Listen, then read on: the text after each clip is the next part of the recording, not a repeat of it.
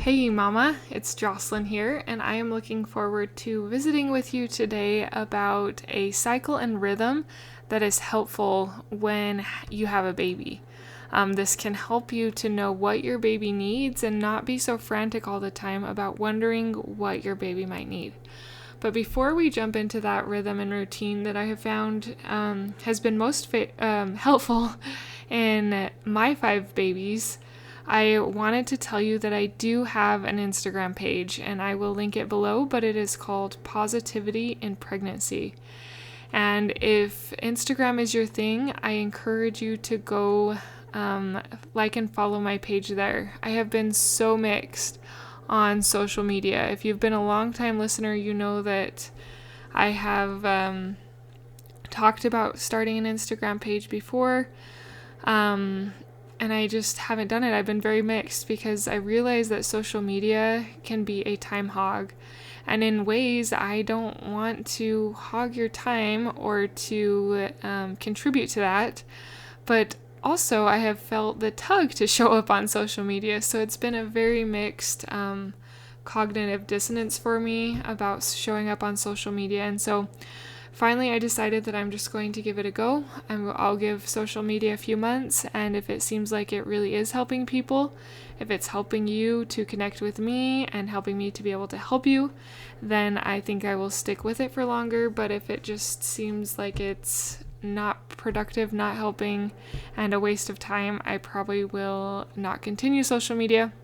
I will continue this podcast though, because no podcast is something I'm supposed to do, podcasting. I just have been so mixed on social media. So I do want to help you though. And if social media is a way I can help you, specifically Instagram, please reach out, DM me. I genuinely want to help you through pregnancy because I know how hard pregnancy has been for me. And I want to offer you some of that emotional, mental support during this difficult season. So look me up, Positivity in Pregnancy. It should have a similar picture to my podcast, and DM me or like and comment on some of my posts. I only currently have one little post about me right now, so but if I get a few more follows, I will begin posting a little bit more. So that is some new and exciting information. Let's jump into the episode for today. Hi, I'm Jocelyn, host of the Positive in Pregnancy and Motherhood podcast. I help pregnant women and mothers to find positivity in their season of life through changing their thoughts to work for them and not against them. I help mothers find the small, doable steps in thought and action without making drastic changes to their everyday mom life, and I can help you. Thanks for joining.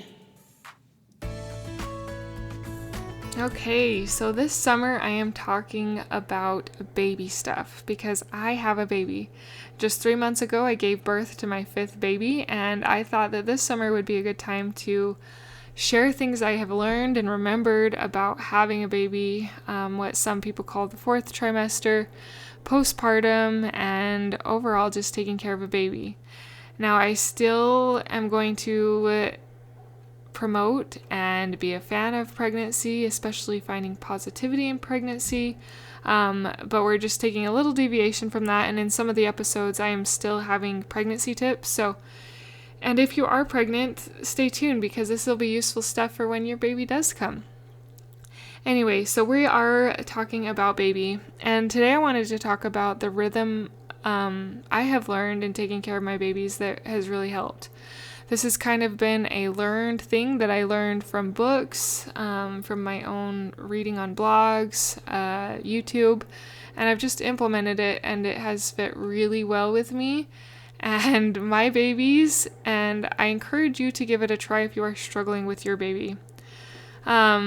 So having a specific schedule with a baby is pretty near impossible. If you think to yourself, I'm going to feed my baby every 2 hours, and they'll want to nap about an hour into their the feeding, and you have it all scheduled out, I'm sure if you've had a baby before, you've dealt with babies, you know that you cannot have a rigid schedule. Babies just don't go on a rigid schedule. Sometimes they sleep longer. Sometimes they seem more hungry. Nonetheless, there are rhythms that you can have that can really help you to know what your baby is desiring.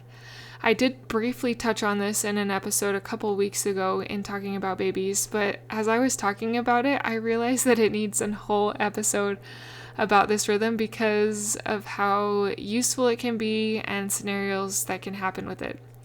So the rhythm that I use with my babies is eat, wake, sleep. And that's kind of how I rotate my schedule with the babies. This is a rhythm that I try, not at first, because at first those first 2 weeks specifically, we just kind of learn about having a baby. Like, remember what it's like being up in the night, remember what it's like having to change diapers all the time, getting your breasts adjusted to nursing if that's what you're doing, or learning how to make the bottle. So those first 2 weeks, I don't focus on this as much, maybe even the first month, depending on the baby. But after that, I start to do the eat, wake, sleep cycle. And so that cycle kind of goes as follows. So let's say your baby wakes up at 8 in the morning. You feed them right when they wake up, and then you keep them awake until they get tired. There's no specific or rigid schedule on when they get tired. You just kind of notice their cues. And you'll learn with your baby what their cues are, especially if you follow this rhythm, because you'll know what's coming next. So after the baby has been awake for a while, depending on how young your baby is, this can be anywhere from 20 minutes to like an hour, hour and a half, depending on your baby. And then they start to get tired. At this point, they're not hungry, they're tired. And so you lay them down and they go to sleep. And then when they wake up, they're going to be hungry again. And you just kind of follow this rhythm. I like this rhythm for a couple reasons. For me, at least I've basically tried this from like baby number 2 on, and I've loved it every time. I feel like the biggest thing is it's easy to know what your baby needs if you kind of follow this schedule and if you follow this routine. I also like that it makes the baby not dependent on your breast or on the bottle to go to sleep. There's probably controversy on this, and other moms have differing opinions on this. Some moms do like to nurse their babies to sleep. But for me, I liked to have them independent when they fell asleep.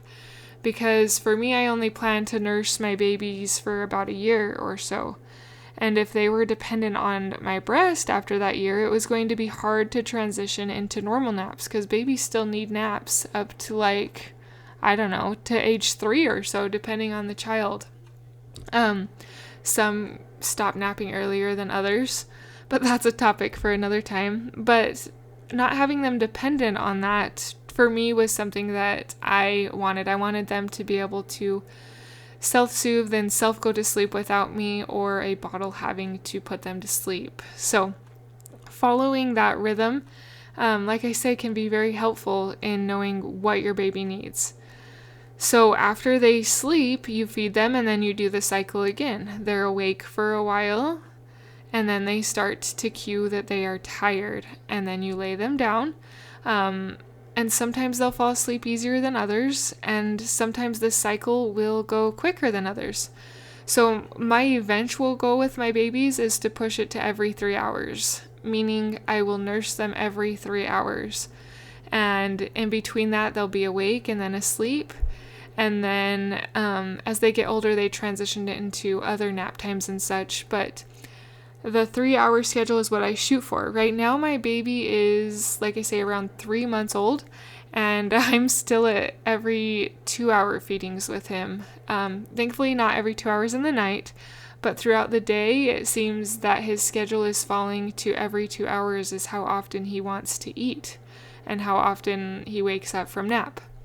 And so I am hoping that with time he will stretch that out, and I will help him to stretch that out to around 3 hours. But right now I just go with the rhythm. So if I feed him, let's say he wakes up at 8, he only wants to stay awake this time for 45 minutes, and then he goes to sleep.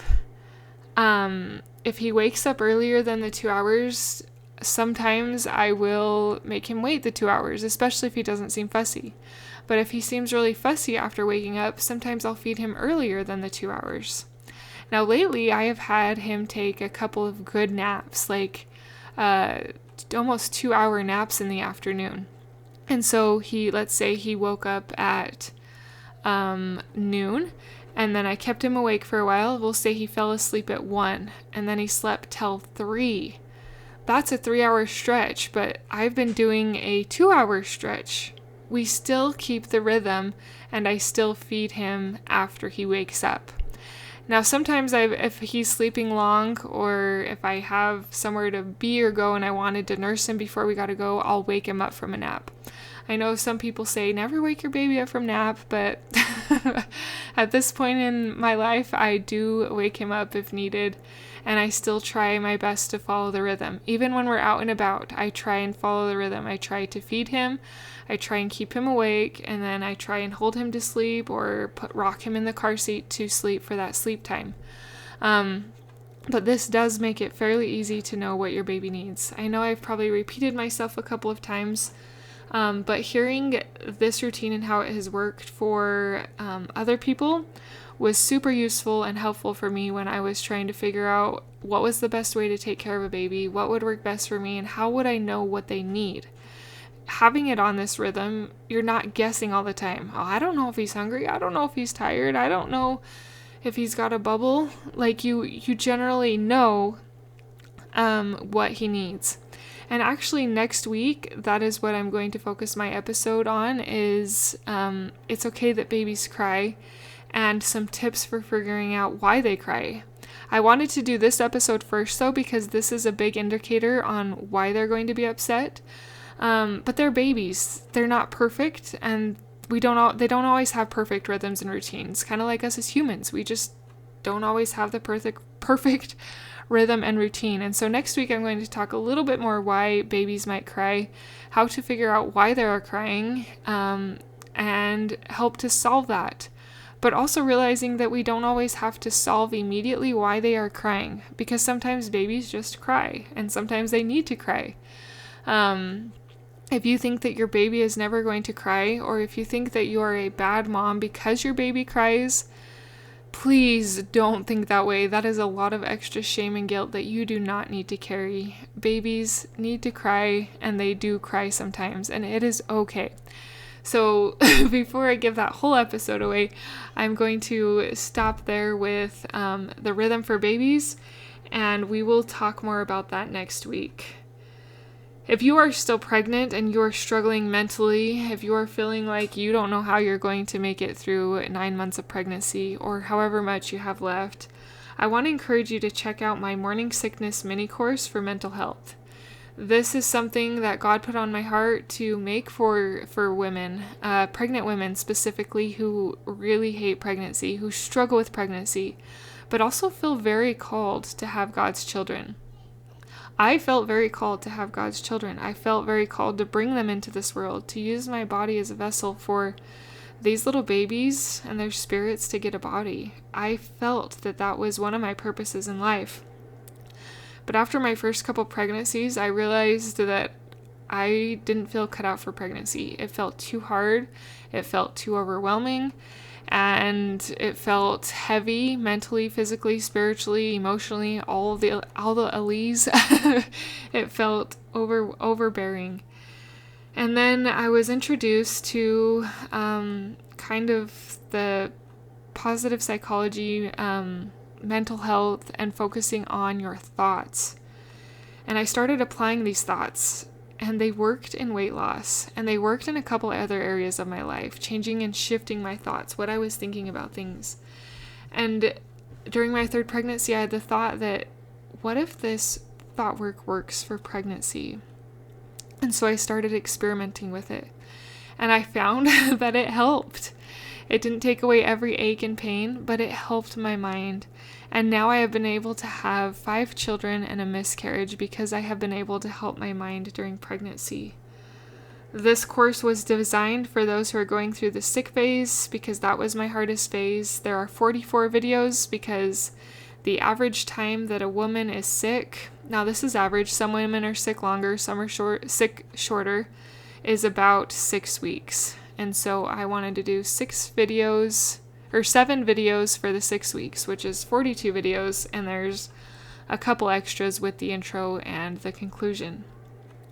So if that interests you, to help you to find more positivity like it helped me, I used these techniques and tips for my 4th and 5th pregnancy, and like I say, it made a difference. It is the top link in the show notes. Actually, today my Instagram will be the top link in the show notes, but right under that will be the direct link to the morning sickness mini course for mental health. And under that is a link to my website, and there are a lot of cool resources on that website that can help you when you are struggling in pregnancy. And of course, my podcast is always on there. So thank you for listening. Thank you for sharing. Thank you most of all for implementing these things into your life for a more happy pregnancy, a more positive motherhood, and a happier you in this divine calling. I am cheering for you. Until next time. Thank you for being a part of the Positive in Pregnancy and Motherhood podcast, for listening, for sharing, and most of all, for applying these tools into your own life to improve your own happiness so that you can find your own better thoughts for a better you in a positive pregnancy, in losing that stubborn baby weight, and becoming the mom you desire to be, through taking small steps in thought and action to reach your goals. If you are a mother who has an inner desire to enjoy motherhood and pregnancy better, but you are having difficulty figuring it out, I can help you. I can help you find the small, doable steps without drastic changes to your everyday mom life. Reach out, let's connect, and let's see you move forward. My name is Jocelyn, and I thank you for listening. Until next time.